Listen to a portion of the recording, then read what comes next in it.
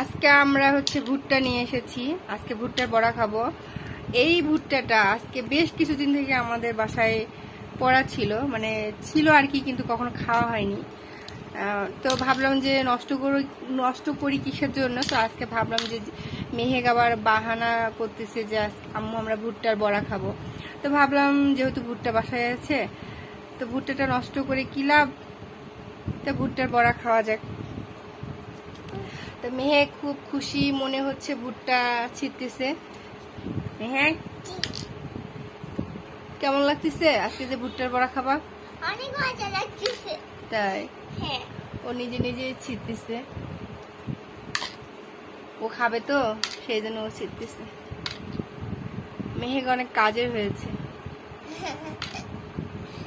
কিছু বলো মেহেক। কি বলবো, আমার এত খুশি লাগতেছে, আজকে মজা করে খাবো।